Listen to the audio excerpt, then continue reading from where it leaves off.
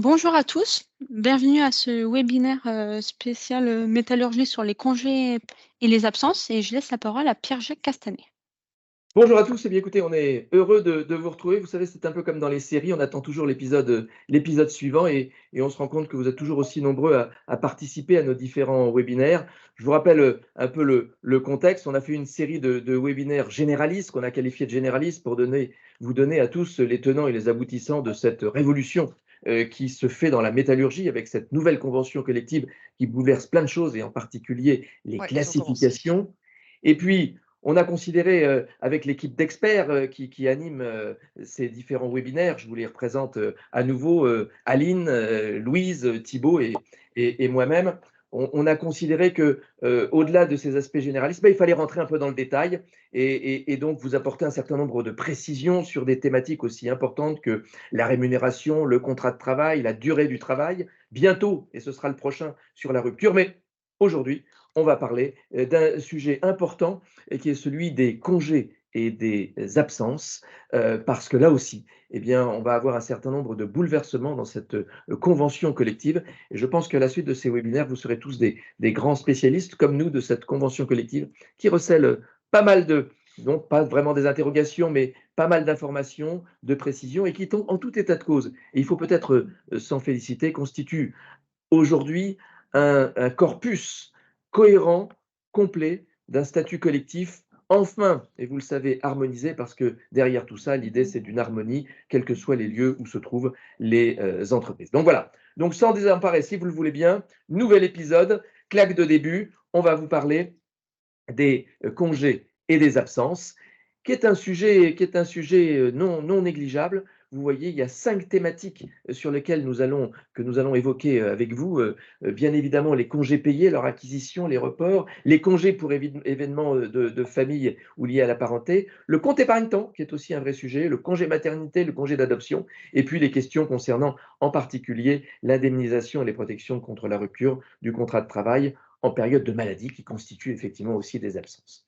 Nous allons, maintenant vous connaissez le principe, je vais évoquer un point et ensuite, au fur et à mesure, Aline, Louise et Thibaut vont intervenir sur chacun de ces sujets. Vous pouvez poser vos questions via le chat. On essaiera d'y répondre en temps voulu. Nous avons une petite heure, à midi, le feuilleton, vous le savez, s'arrêtera.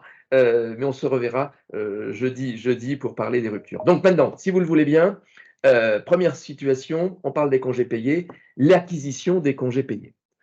Deux sujets importants qu'il faut retenir. Tout d'abord, en ce qui concerne la période de référence, là aussi, partenaires sociaux qui donnent de la liberté, qui donnent de la flexibilité. En principe, vous savez, c'est du 1er juin de l'année N au 31 mai de l'année N+1, mais les partenaires sociaux nous disent, écoutez, si vous voulez le faire sur l'année civile, vous pouvez, ou le cas échéant, vous pouvez le faire sur une autre période annuelle si votre temps de travail est décompté d'une façon différente d'un autre mois à un autre mois sur 12 mois. Ça veut dire quoi tout ça? Ça veut dire qu'on a des partenaires sociaux qui prennent en compte la pluralité et la diversité des organisations dans les entreprises. En d'autres termes, il n'y a pas qu'un seul modèle, il peut y avoir des variantes, toujours bien sûr sur une période de 12 mois. Et c'est intéressant parce que ça permet aux entreprises de s'organiser au mieux et d'être au plus proche de leurs besoins, avec un rappel, mais tout ça, on le connaît, la convention collective n'avait pas forcément besoin de le rappeler, eh bien, par mois de travail effectif, on a 2,5 jours ouvrables, soit 30 jours ouvrables pour une année complète. Et vous savez qu'il est possible aussi de prévoir un décompte en jours ouvrés. En gros, on enlève les samedis et les dimanches. Ça, c'est le premier point sur la période de référence pour acquérir des congés payés, puisque on ne peut acquérir des congés payés que si préalablement on a travaillé. Ça, c'est le grand principe.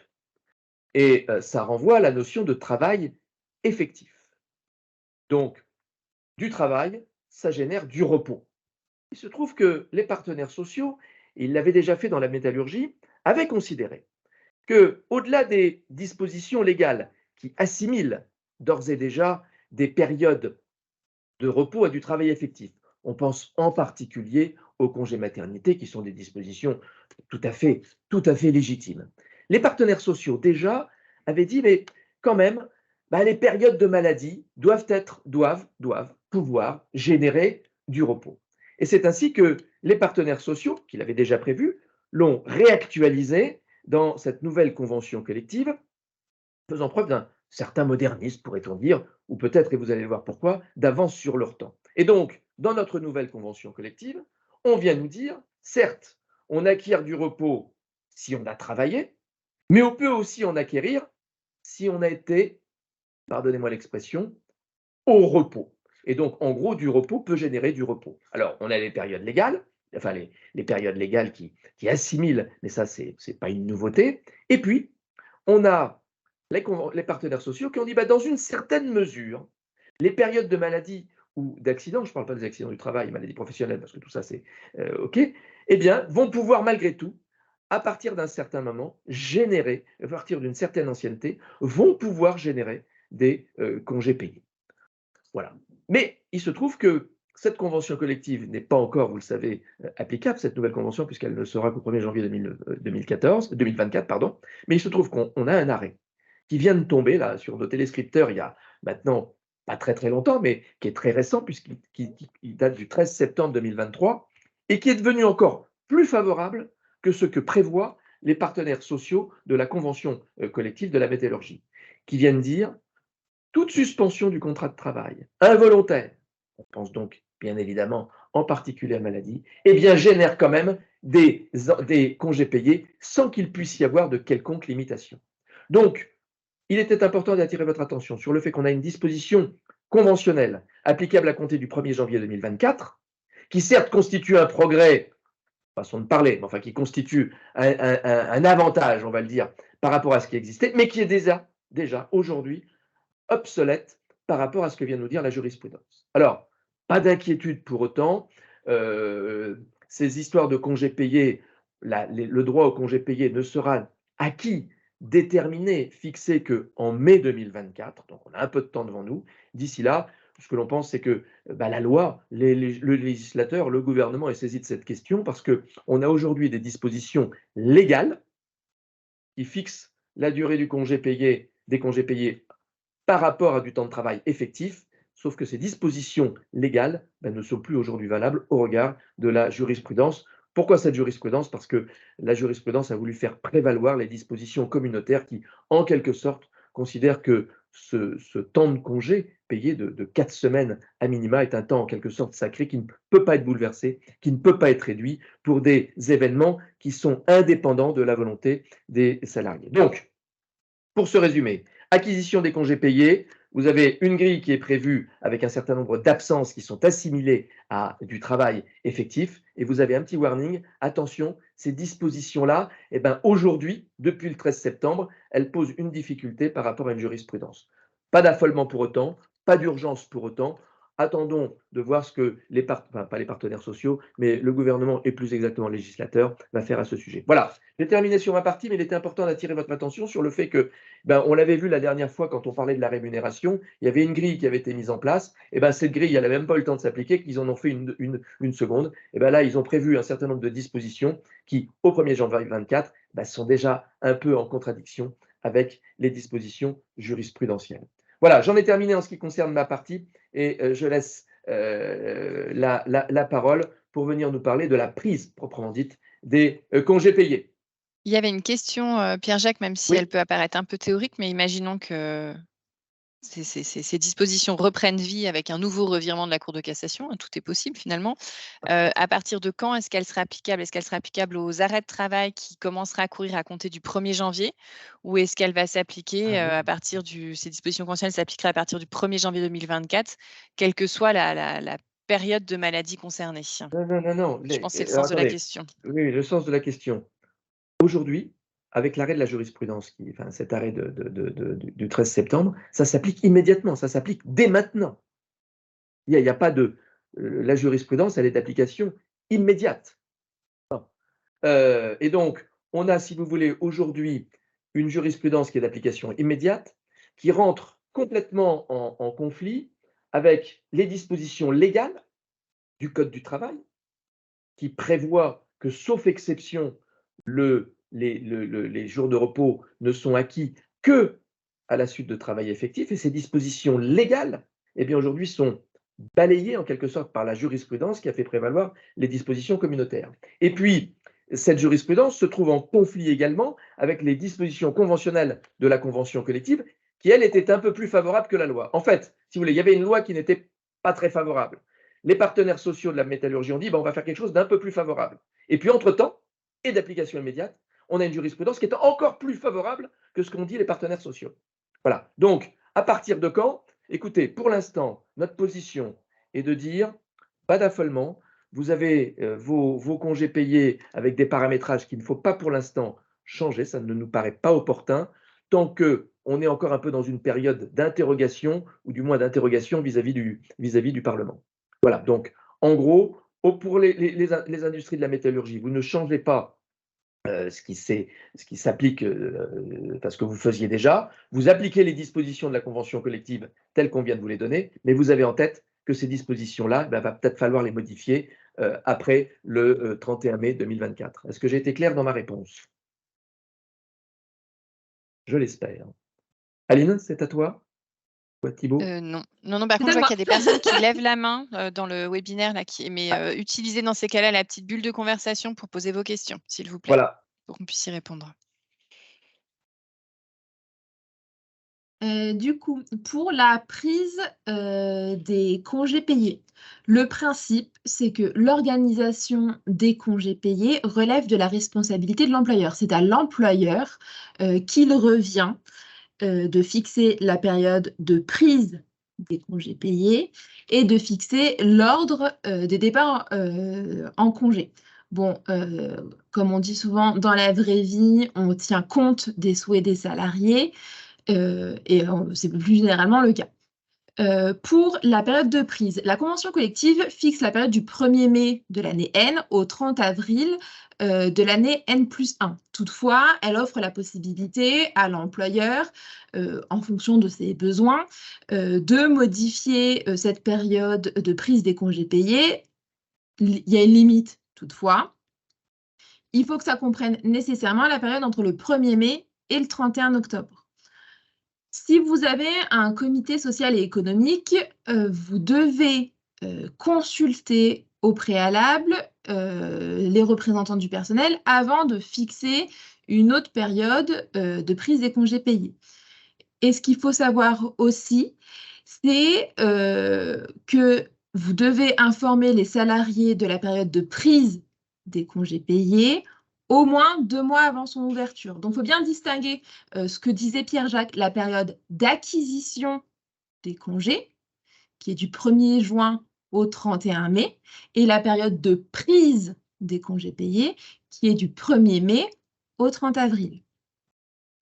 Une fois que la période de prise des congés payés est fixée, l'employeur est censé fixer l'ordre des départs, c'est-à-dire qu'il va, en fonction de la situation des salariés, en fonction de leur situation personnelle et en fonction de critères qui a été fixé par la convention collective, l'employeur va fixer l'ordre entre les salariés qui part à quel moment. Il doit tenir compte notamment de l'activité du salarié s'il est employé uniquement dans son entreprise ou chez des autres employeurs.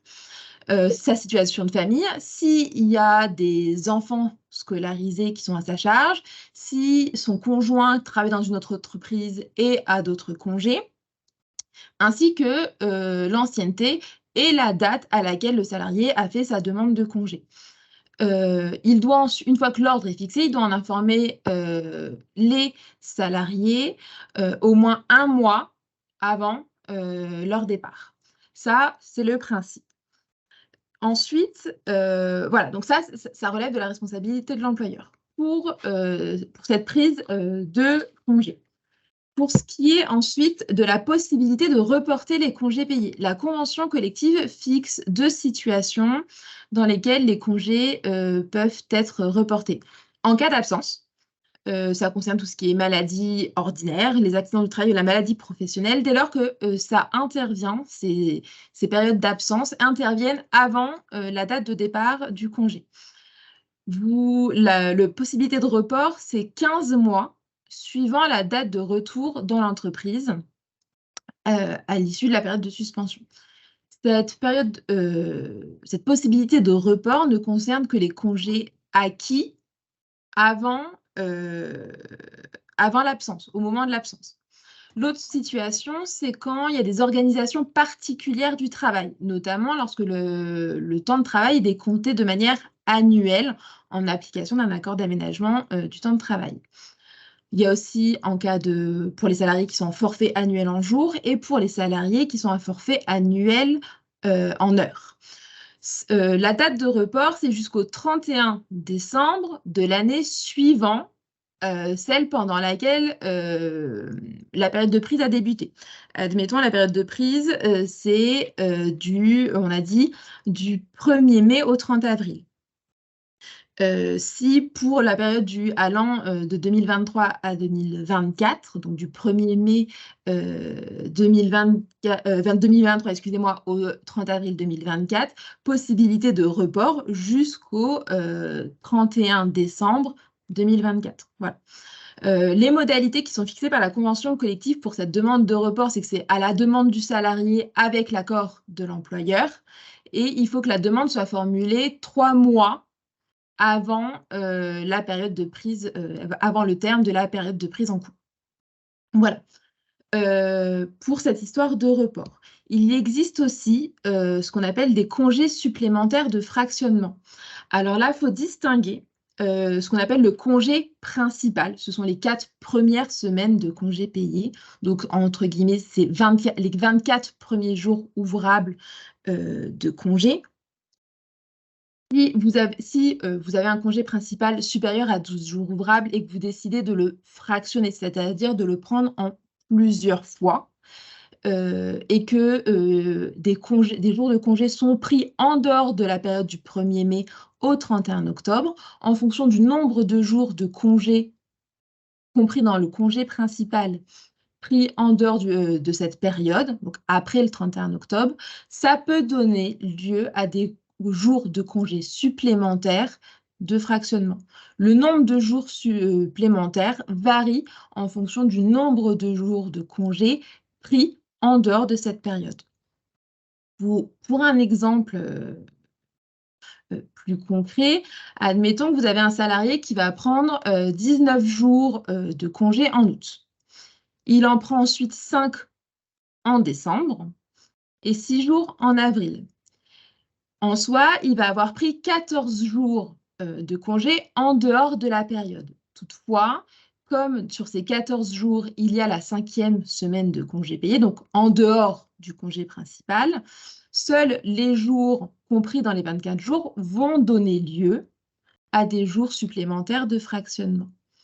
Comme les jours supplémentaires de fractionnement sont inférieurs à 6, il n'aura le droit qu'à un jour ouvrable supplémentaire. Voilà, c'est assez compliqué parce qu'il faut bien distinguer ce congé principal de la 5e semaine. Il faut calculer en fonction de la période du 1er mai au 31 octobre. Donc voilà, il faut bien prendre tout ça en compte et faire attention à comment c'est calculé. En dehors de ces congés payés supplémentaires de fractionnement, il existe d'autres jours supplémentaires qui existent en cas de rappel du salarié par l'employeur pendant ces congés. C'est-à-dire que votre salarié est parti en congé payé et pour une raison X ou Y, vous le rappelez dans l'entreprise, il aurait le droit à des jours de congés payés supplémentaires. Alors, c'est sous réserve qu'il accepte de revenir également. Donc, vous devez lui accorder 2 jours ouvrables supplémentaires et vous devez également rembourser aux salariés, sous réserve qu'ils vous fournissent des justificatifs, les frais occasionnés par son rappel dans l'entreprise au cours de ses congés, tels que des frais de transport. Il a pris le train pour revenir travailler, il vous fournit une facture, il y aura ces frais de déplacement à prendre en compte. Voilà. Il y a quelques questions, Louise, par rapport aux congés payés. Donc, sur les congés de fractionnement, est-ce que tu peux nous dire si le nombre de congés de fractionnement qui sont rappelés dans la convention collective sont ceux qui sont fixés par la loi? Est-ce qu'on est sur les mêmes proportions ou pas?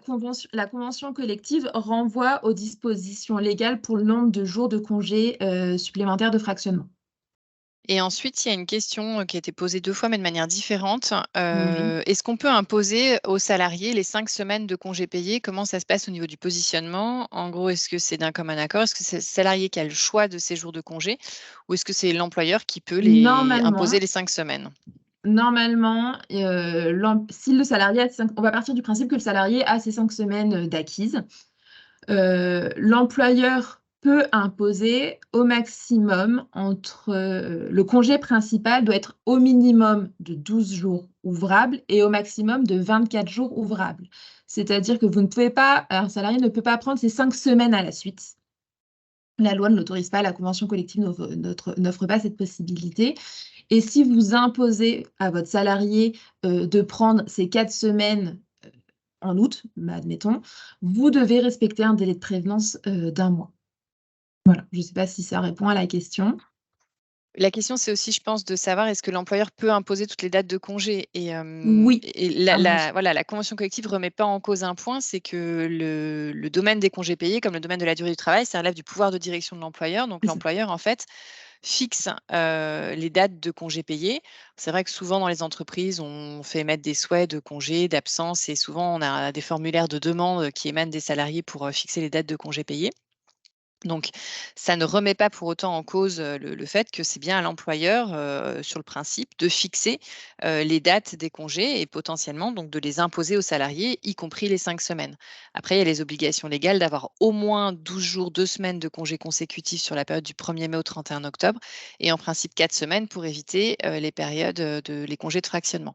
Sur les congés de fractionnement, pour répondre aussi à une question qui a été posée, est-ce que les congés de fractionnement sont dus lorsque le salarié pose ses congés payés en dehors de la période, c'est-à-dire en fait, s'il est à l'initiative du positionnement d'un certain nombre de jours en dehors de la période du 1er mai au 31 octobre, sur ce point-là, s'il n'y a pas de renonciation expresse au congé de fractionnement, même si c'est le salarié qui est à l'origine, on n'a pas de raison de ne pas lui en faire bénéficier.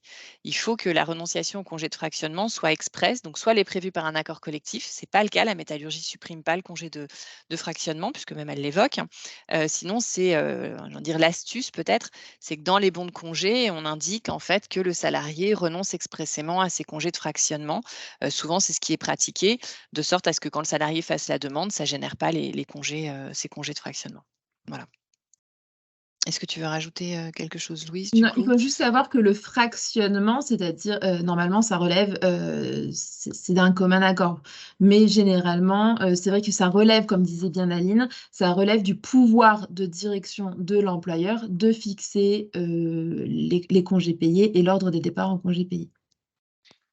Voilà. Oui, en tenant compte malgré tout quand même de situations familiales. C'est ce que dit aussi C'est ça. dans la loi de jurisprudence. Donc voilà, en fait, oui, vous pouvez, dans le principe, vous imposer, sauf exception. Et si, comme l'ont dit Louise et Aline, vous avez des congés qui sont demandés de façon un peu, comment dire, exotique, c'est-à-dire en dehors des périodes habituelles, à vous d'accepter ou de refuser. Et ce que l'on est en train de vous dire, c'est que si on accepte, on peut accepter, mais sous réserve que ces demandes soient faites en renonçant au bénéfice de jours de fractionnement parce que justement, ils sont posés en dehors des périodes habituelles.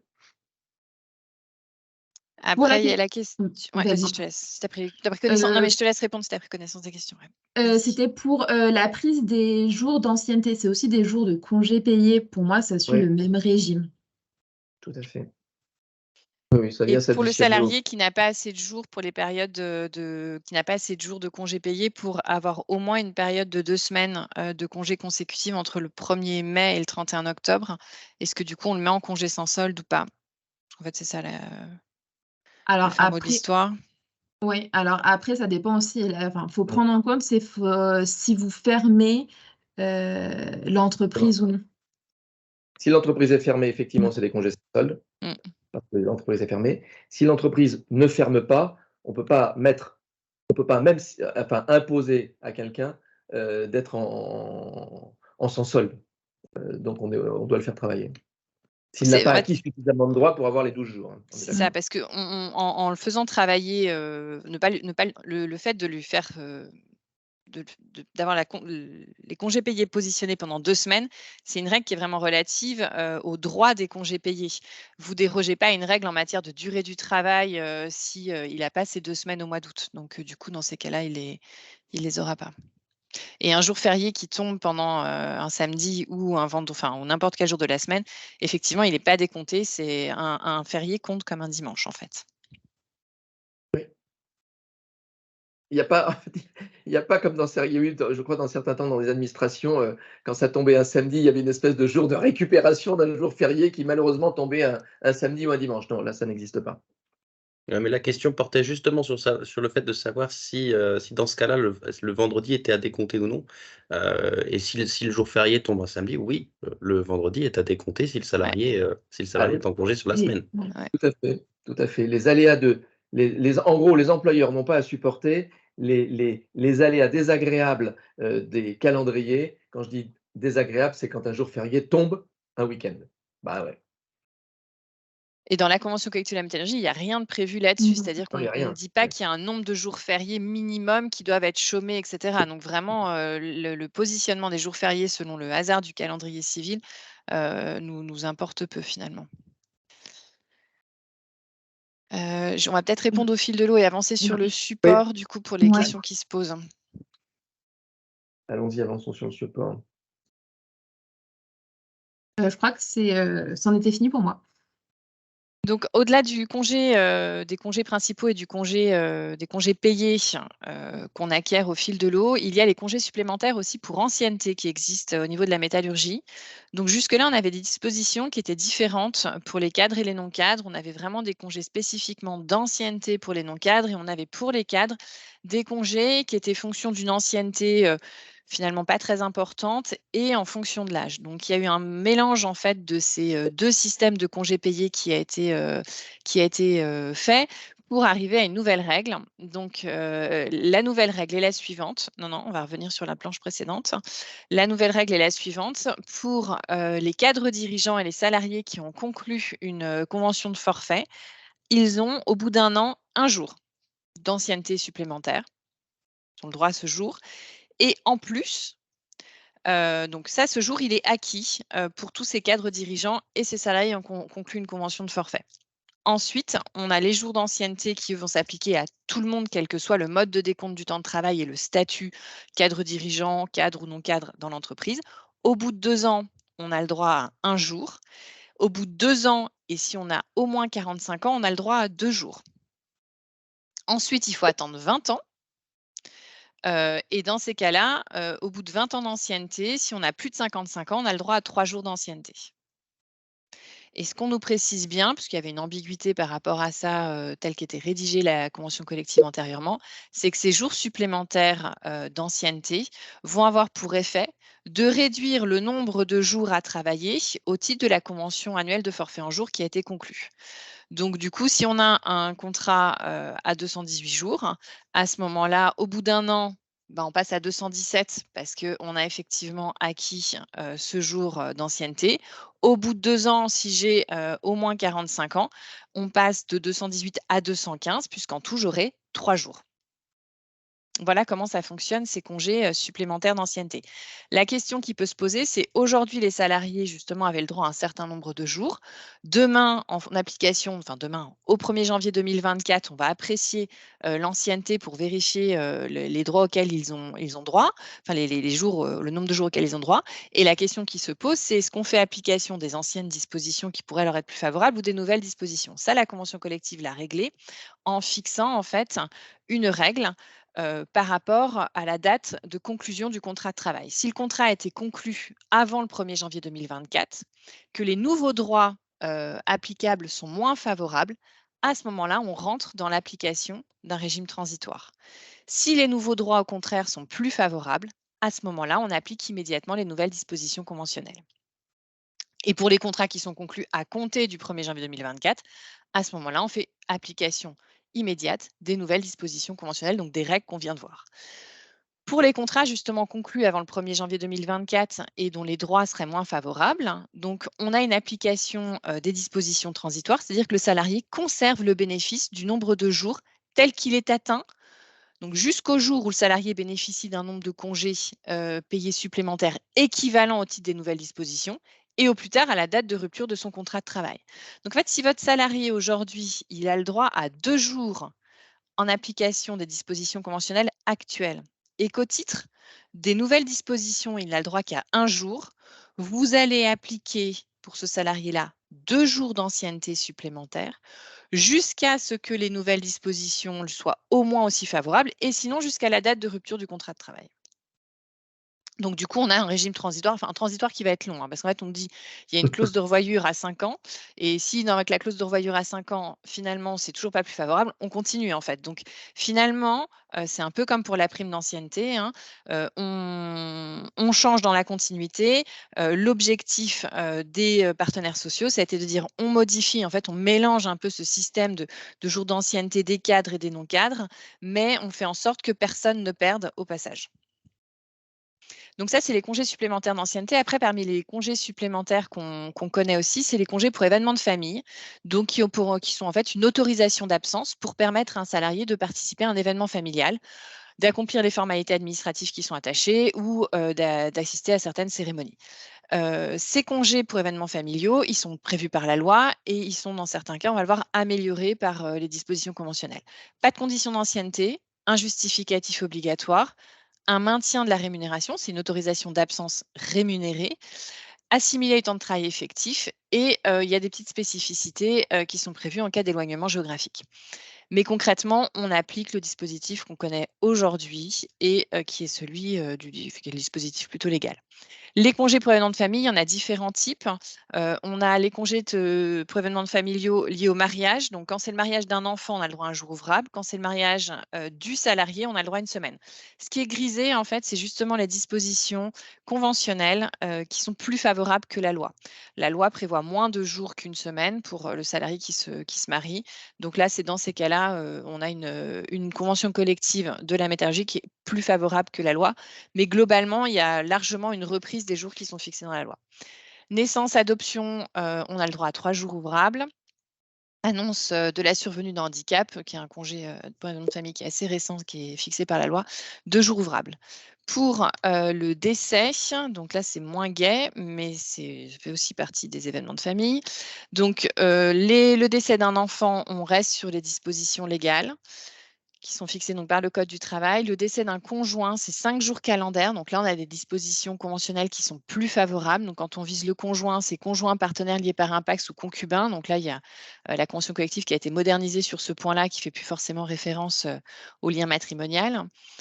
Le conjoint, partenaire lié par un pacte sans enfant à charge. Donc là, on a la distinction si on a un enfant à charge ou si on n'a pas d'enfant à charge. Donc si on a des enfants à charge, on a plus de jours en cas de décès du conjoint que si on n'a pas d'enfant à charge. Là, on est sur 3 jours ouvrables qui sont les dispositions légales. Et en cas de décès d'un parent, là où la convention collective est plus favorable que la loi, c'est qu'elle prévoit 1 jour calendaire en cas de décès d'un grand-parent ou d'un petit enfant. Sur les congés aussi liés à la parentalité, il y a quelque chose qui existait chez les ingénieurs et cadres, mais qui n'existait pas chez les non-cadres, sauf dispositions territoriales plus favorables. C'est la possibilité pour un salarié de prendre des congés pour s'occuper de son enfant qui est malade, en ayant un maintien de sa rémunération. Le congé pour les enfants malades, il existe, il est prévu par le Code du travail. Donc, une autorisation d'absence, mais non rémunérée, est prévue. La convention collective l'améliore pour prévoir une rémunération. Donc, en cas de maladie ou d'accident constaté par certificat médical, il faut qu'on ait un enfant à charge de moins de 16 ans. L'autorisation d'absence, elle est de 3 jours par année civile et par salarié. Elle est portée à 5 jours si l'enfant a moins d'1 an ou si on a 3 enfants en charge de moins de 16 ans. Et dans ces cas-là, on a le droit à un maintien de salaire de la rémunération dans la limite de 4 jours par an par salarié, à condition d'avoir au moins 1 an d'ancienneté. Donc ça, chez les cadres, c'est quelque chose qu'on connaissait. Je crois que c'était limité à 3 jours ou 5 jours, je ne sais plus exactement, mais en tout cas, c'est quelque chose qu'on connaissait chez les cadres. Maintenant, ça va s'appliquer à l'ensemble des salariés, cadres ou non cadres, dans la limite de 4 jours par an.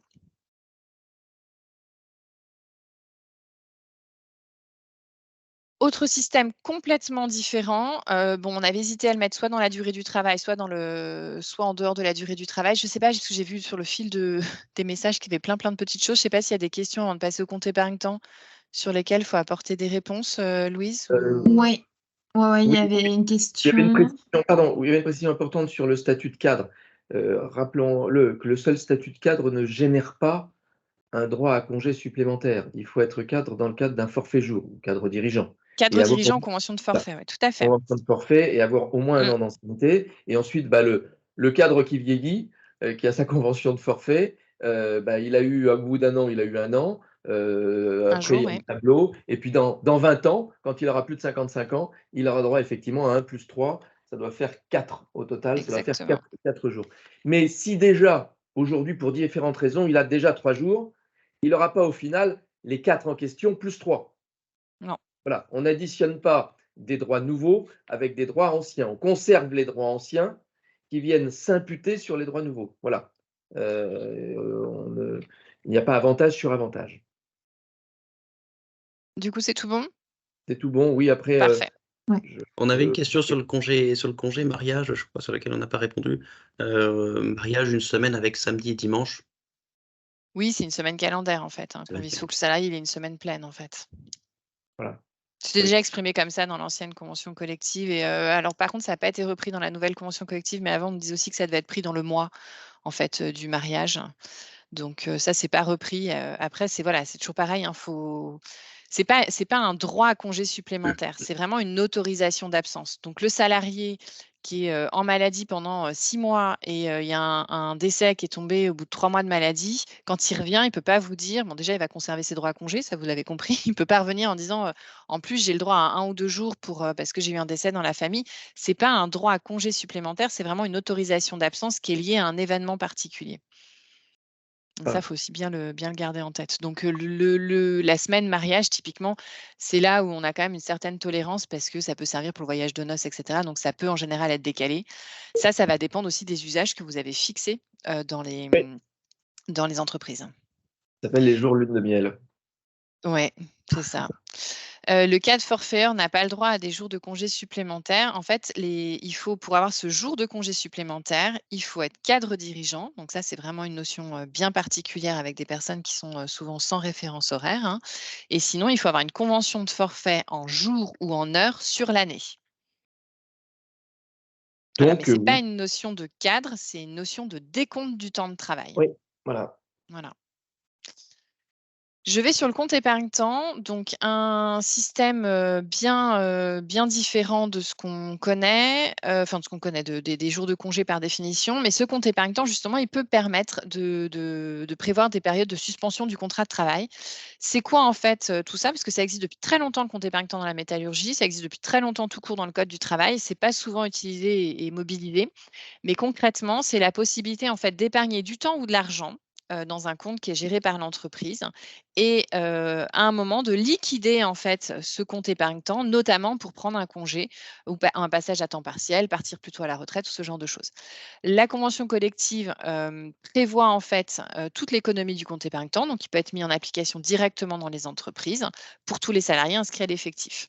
Alors, l'alimentation de ce compte épargne-temps en temps ou en argent, elle se fait à l'initiative des salariés ou de l'employeur, selon les articles qui sont fixés par la nouvelle convention de la métallurgie, donc les articles 121.1 et 121.2. Dans les éléments en temps, on va trouver les congés payés au-delà des 24 jours ouvrables, parce que ces 4 semaines, on ne peut pas les bouger, les repos forfait jour, les RTT, etc.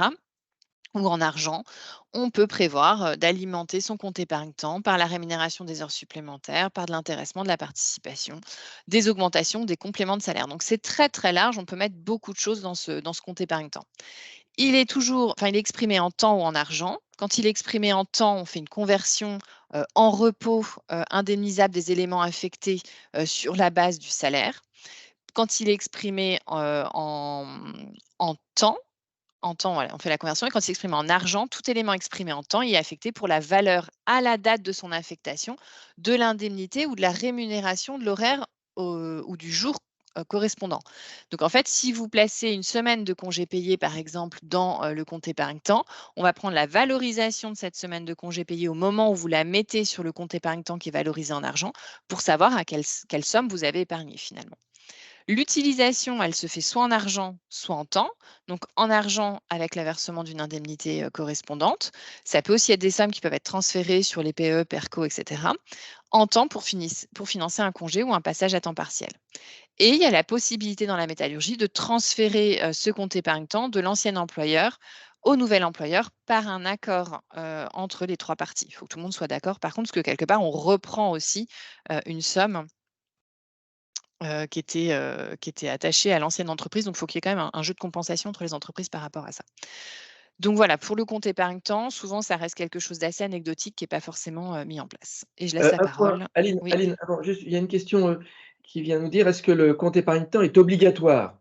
Non, absolument Non. pas. C'est vraiment au choix de l'entreprise de le mettre en place si elle le souhaite, si elle y voit un intérêt. Vous allez en entendre reparler quand le projet de loi sera définitivement publié sur le partage de la valeur dans l'entreprise, parce que justement, il est fait référence à ce compte épargne-temps pour mettre en place des sommes liées justement à l'épargne salariale. Donc, je pense que là, à ce moment-là, ça risque d'être de nouveau évoqué. Ça n'a jamais été très à la mode. Des entreprises dans lesquelles ça fonctionne très bien, des entreprises qui n'ont absolument pas envie, pas d'intérêt, pas de volonté de le mettre en place. Vous faites exactement comme vous voulez. Maintenant, on vous rappelle que ça existe. Alors, l'intérêt du compte épargne-temps, en fait, c'est la gestion des congés payés qui ne sont pas pris fondamentalement dans la pratique. Souvent, c'est ça. Malheureusement, on voit beaucoup de situations dans lesquelles, par négligence, par habitude, les salariés, pour différentes raisons, ne prennent pas leurs congés, les accumulent, et puis à un moment donné, ils ont une créance à l'égard de l'entreprise qui est énorme, et finalement, on ne sait plus trop quoi en faire. Et ça perturbe les entreprises. L'intérêt d'un compte épargne-temps, c'est qu'on n'est plus dans cette situation où on gonfle sans maîtrise cette dette pour l'entreprise. Et donc, tout l'intérêt d'un compte épargne-temps, à mon avis, il est à mettre en œuvre quand vous vous rendez compte que c'est un peu le bazar, si vous me permettez l'expression, dans les volumes de congés payés qui ne sont pas pris. Là, avoir une créance ou une dette quand on est employeur trop importante en matière de congés payés, c'est pas une bonne chose. Donc là-dessus, l'utilité du compte épargne-temps, c'est de rationaliser l'utilisation des congés payés qui ne sont pas pris, sans que pour autant ils soient perdus. Donc c'est un avantage. Mais on fixe un certain nombre de limites.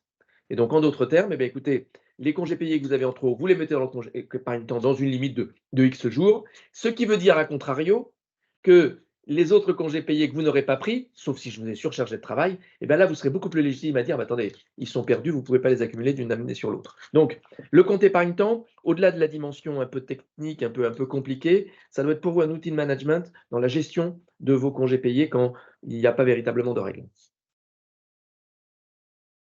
On va répondre peut-être au fil de l'eau sur les autres Oui. questions qui sont dans le fil. Et puis, je laisse la parole, c'est Thibaut, je pense, qui Oui, tout à fait. C'est moi qui prends le conclut. relais sur Ouais. le congé maternité et adoption. Tout d'abord, pour commencer, alors je vous ai remis les deux congés dans la même slide, puisque les règles sont exactement les mêmes en réalité, hein. Donc tout d'abord, c'est des congés qui peuvent être indemnisés, enfin qui sont même indemnisés obligatoirement, avec un maintien de la rémunération à hauteur de 100% de la rémunération du ou de la salariée. Évidemment, quand on dit 100%, on se base sur la rémunération brute, mais c'est toujours dans la limite de la rémunération nette. Le salarié qui prend un congé adoption ou la salariée qui part en congé maternité ne va pas gagner plus durant son congé. Cette indemnisation, elle ne concerne que les salariés qui ont un an d'ancienneté, donc soit à la date de l'arrêt de travail lorsqu'on parle de de la maternité, soit de la date d'arrivée de l'enfant au foyer lorsqu'on parle d'un congé adoption. Et la base de l'indemnisation, puisque c'est quand même important, on parle de 100%, mais on parle de quoi? Eh bien, on parle de la rémunération qui aurait été perçue par le salarié si il ou elle avait continué à travailler, avec l'obligation conventionnelle. Bon, c'est une obligation conventionnelle, mais ça reste quand même dans la droite ligne des obligations légales, l'obligation de prendre en compte les augmentations collectives qui peuvent intervenir pendant la durée du congé. Donc voilà, rien de très spécifique sur ces congés, si ce n'est un maintien de salaire à 100%, mais rappelez-vous quand même que vous avez des IJ, sécurité sociale qui sont versées et qui sont quand même relativement importantes. Sur la partie maladie, Sur la partie maladie, vous avez une obligation de maintien de salaire, on le verra dans les slides suivantes, mais tout d'abord, il faut parler des conditions d'indemnisation. La première condition pour indemniser un salarié, c'est que le salarié doit justifier de son arrêt de travail par la production d'un certificat médical et dans les 48 heures qui suivent le début de son absence. Ensuite, cette indemnisation de la maladie, elle ne concerne que les salariés qui ont au moins 1 an d'ancienneté dans l'entreprise. Alors, on parle d'1 an d'ancienneté à la date de l'arrêt maladie, mais la convention nous précise quand même que le salarié qui acquiert cette ancienneté déclenche, enfin pendant un arrêt, va déclencher son droit à indemnisation pour la durée restante de son arrêt. Et c'est pareil, vous allez voir, on a des questions de seuil, et ce sera la même règle pour les questions de seuil. Ensuite, il faut évidemment que son arrêt de travail soit pris en charge par la sécurité sociale. Alors, on exclura la partie du délai de carence, évidemment, où la sécurité sociale ne versera pas d'IJSS, mais sur le principe, il faut quand même que l'arrêt de travail soit pris en charge par la sécurité sociale. Et enfin, il faut que le salarié soit soigné sur le territoire français ou dans un des États membres de l'Union européenne ou de l'espace économique européen. Donc ça, c'est les conditions. Ensuite, on va passer sur la slide suivante sur les niveaux d'indemnisation. Alors, sur l'indemnisation des périodes d'arrêt maladie, la période tout d'abord d'indemnisation, c'est l'année civile. Donc, vous allez voir les durées dans la slide suivante, on en parlera après, mais il faut retenir que les durées de maintien de salaire vont s'appliquer par année civile. Donc, un salarié qui va avoir, je ne sais pas, tout consommé au mois de mars, eh bien, pour le reste de l'année, il n'aura rien. En revanche, l'année suivante, il pourra rebénéficier à nouveau d'une nouvelle période de maintien de salaire. L'indemnisation, elle est due dès le premier jour d'absence, conventionnellement, ce qui veut dire que vous n'avez aucun délai de carence. Vous êtes obligé de prendre en charge tout de suite. Et ensuite, la durée, alors on le précisera dans la slide suivante, mais la durée, on va peut-être passer d'ailleurs directement à la slide suivante. La durée de l'indemnisation, elle est au départ à 100% pour les salariés, puis les cadres bénéficient d'une deuxième période, d'une durée équivalente, avec un maintien de salaire à hauteur de 50%. Donc vous le voyez, le maintien de salaire, il varie en fonction la durée du maintien de salaire varie en fonction de l'ancienneté, de 90 jours à 180 jours, avec la petite particularité pour les cadres d'avoir cette deuxième période à 50% qui quand même les avantage un tout petit peu. Bon, 50%, honnêtement, 50% de maintien employeur quand vous avez les IJSS, il reste peu ou pas de prise en charge par l'employeur en réalité, hein. D'autant plus que vous pouvez éventuellement avoir un régime de prévoyance en fonction de votre régime qui peut venir éventuellement couvrir cette partie-là. Si on passe à la suite, alors là, si on peut passer à la suite, voilà. Là, on vous parle rapidement, on s'attardera pas trop dessus quand même, mais on a des dispositions conventionnelles spécifiques sur le licenciement pour absence prolongée ou absence répétée. Alors, en préambule, je rappellerai quand même que ce licenciement n'est pas un licenciement lié à l'arrêt de travail du salarié, mais est un licenciement qui est lié à la désorganisation que provoquent les absences répétées ou l'absence prolongée du salarié. On fera très attention avec évidemment toute la jurisprudence qui entoure ce licenciement et qui est assez peu favorable finalement à ce type de licenciement, puisqu'on est un petit peu toujours sur la brèche, on est un petit peu toujours à la limite du licenciement discriminatoire lié à l'état de santé. Donc on fera attention bien évidemment à respecter toutes les dispositions jurisprudentielles sur le sujet. Mais voilà, bon, là, pour parler des dispositions spécifiques conventionnelles, la convention collective ne fixe pas de durée minimale d'absence permettant de déclencher ce licenciement, donc c'est déjà une bonne chose. Elle ne prévoit pas, et là c'est peut-être un petit peu étonnant, c'est assez rare de voir ça, mais elle ne prévoit pas de durée pendant laquelle le salarié ne peut pas être licencié. En revanche, à défaut d'avoir prévu une obligation pour l'employeur de maintenir le contrat de travail pendant une certaine durée d'absence, la convention collective a prévu une majoration de l'indemnité de licenciement si l'employeur manifeste, et le terme est important, manifeste sa volonté de licencier avant l'expiration d'une période, donc 2, 4 ou 6 mois en fonction de l'ancienneté du salarié. Là, vous avez les anciennetés qui sont reprises. Voilà, donc c'est un petit peu une manière de dire aux entreprises, ne licenciez pas vos salariés. Je prends l'exemple du salarié qui a plus de 10 ans d'ancienneté, ne licenciez pas votre salarié avant 6 mois d'arrêt. Sinon, vous devrez majorer finalement votre indemnité de licenciement de 50%, ce qui est quand même pas neutre. Mais malgré tout, ça ne vous interdit pas de le faire. Et quand je dis ça ne vous interdit pas de le faire, on sera encore une fois attentif aux dispositions jurisprudentielles. Honnêtement, 2 mois d'absence, ça peut paraître peut-être un peu léger quand même pour engager une procédure de licenciement. L'ancienneté du salarié, parce qu'on parlait d'une ancienneté de 1, 5 ou 10 ans, elle s'apprécie à la date où l'employeur manifeste sa volonté de licencier le salarié. Voilà. Et les durées d'absence dont on parle sont cumulées lorsque les absences sont discontinues. Voilà. Et la convention collective, enfin, a prévu une priorité de réembauchage, finalement, pour les salariés qui sont licenciés pour cette raison-là. Dans les 3 mois qui suivent, ils ont une priorité de réembauchage. S'ils en font la demande, en tout cas, ils ont une priorité de réembauchage pendant 6 mois, s'ils en font la demande dans les 3 mois qui suivent la rupture de leur contrat de travail. Voilà. Et j'en ai fini sur cette partie-là. Un point, comme vous l'a dit Thibault là tout à l'heure, qui est un point d'attention important.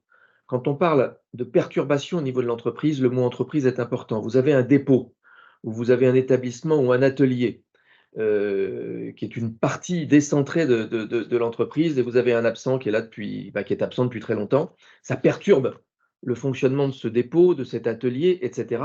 Mais ça ne perturbe pas au niveau de l'entreprise son fonctionnement. Eh bien, dans ces cas-là, vous n'êtes pas légitime à licencier. Donc, attention à ces fameuses perturbations, il est fondamental de les apprécier, et ce n'est pas facile, au niveau de l'entreprise tout entière. Et là, on vous dira, bah, attendez, ce n'est pas une absence d'une personne qui va perturber le fonctionnement d'une entreprise qui fait une centaine de personnes. Voilà. Même si, localement, ça constitue une vraie difficulté pour recruter quelqu'un qui est en CDD, etc., etc. Donc, attention. Et objectivement, avant de licencier pour absence prolongée ou absence répétée, on s'y reprend à 2 fois, on réfléchit bien parce que les conséquences sont lourdes, car en cas de licenciement, on n'est plus sur un licenciement avec le barème Macron, on est sur un licenciement qui est en fait lié à l'état de santé, donc qui est nul, avec des risques de condamnation forts. Donc attention, chose trappe pour les entreprises. Je pense que tu as vu les questions, Thibault. Il y a pas mal de questions sur l'appréciation de l'ancienneté dans le cadre de l'ancienneté à laquelle il est fait référence pour le maintien de maladie. Et ensuite, c'est la notion de est-ce qu'un salarié qui est malade, donc qui a été malade depuis le 1er septembre 2023, qui aura épuisé tous ses droits à maintien de salaire, son arrêt continue sur 2024. La question, c'est est-ce que ces droits repartent à zéro alors qu'on est toujours sur la même maladie? Ou est-ce qu'on est bien sur une appréciation par maladie et par année civile pour appliquer le maintien de salaire? Alors, Il y on a va être plusieurs sur fois la question. C'est vrai que quand j'ai dit tout à l'heure que le salarié pouvait être indemnisé sur la 2e année, pouvait finalement réacquérir, c'est effectivement s'il a un nouvel arrêt de travail. Si vous avez le même arrêt de travail qui se poursuit, le salarié ne regagne pas finalement ce droit à indemnisation sur la seconde année civile. S'il a un nouvel arrêt de travail ou s'il n'a pas eu tous les droits sur ce même arrêt de travail. Par exemple, si on a un salarié qui a été malade en début d'année 2023, il avait épuisé tous ses droits à 100%. Et sur la fin d'année, il n'a eu que des droits à 75%. Quand l'autre année civile commence, là, il n'a pas eu tous ses droits à 100%, donc ils vont pouvoir s'appliquer. Mais c'est vraiment par maladie et par année civile. Donc, un salarié qui est absent 3 ans, il ne va pas chaque année civile repartir avec un droit à zéro et tout avoir. Idem, s'il change d'ancienneté en cours de maladie, on va rajouter les jours auxquels il a le droit au titre de sa nouvelle ancienneté.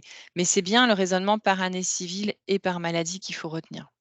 Donc ne soyez pas étonnés si vous avez des arrêts de maladie qui s'arrêtent comme un fait expo au 31 décembre et un nouvel arrêt maladie qui reprend à compter du 1er janvier de l'année N+1. Bon, oui, ou voilà, ils prennent leur congé de fin d'année, ils reviennent, ils prennent les congés et ils repartent en début d'année. C'est les effets pervers, voilà, on va le dire comme ça. Voilà, ça existe. Voilà, ça existe. On sait. En général, vous êtes fâchés quand vous nous appelez là-dessus, voilà, mais on ne peut pas faire grand-chose.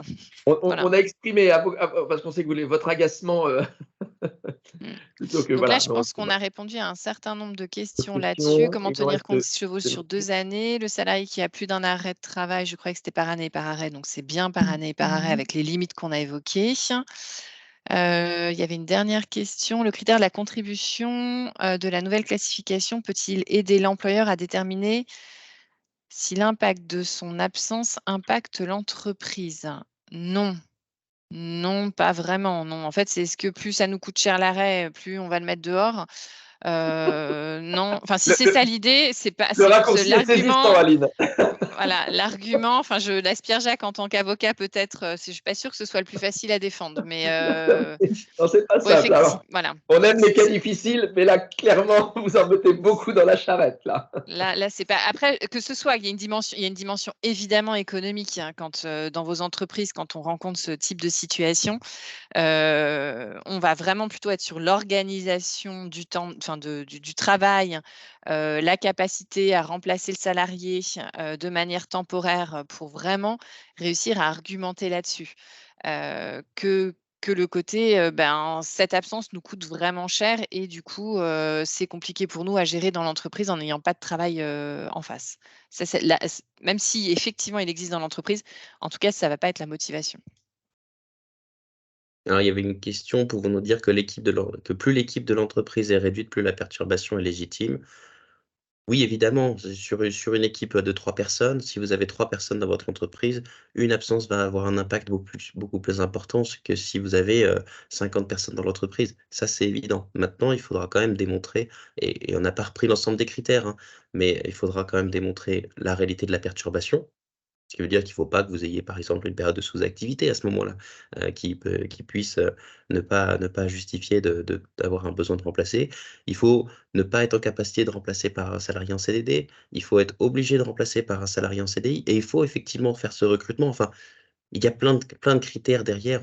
On ne rentre pas dans les détails parce que chaque situation que vous pourriez rencontrer doit faire l'objet d'une analyse poussée et individuelle de la situation. Donc, c'est difficile de se prononcer là-dessus d'une manière générale. Et quand on va au contentieux sur ces dossiers-là, c'est quand même des dossiers qui ne sont pas faciles à gagner. Il faut être clair. Donc, il y a un vrai risque contentieux quand on va là-dessus. En amont, Voilà. prendre toutes les précautions. Ouais, Mais écoutez, il est 12 heures, on respecte notre timing. Notre série, la saison 1 n'est pas terminée.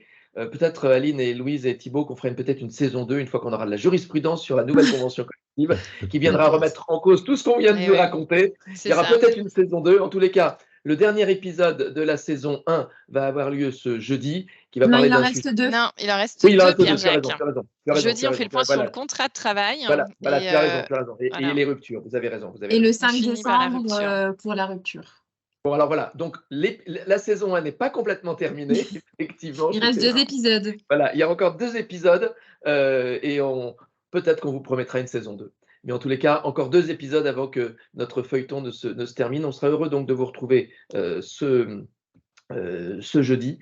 Et écoutez, merci en tous les cas à de votre attention, de la permanence. On est à 87 participants. Ça montre que c'est un sujet important. Merci à tous. Passez une excellente journée. Au plaisir de nous retrouver jeudi à la même heure. Merci beaucoup. Voilà. Bonne journée. Merci. Au revoir. Au revoir.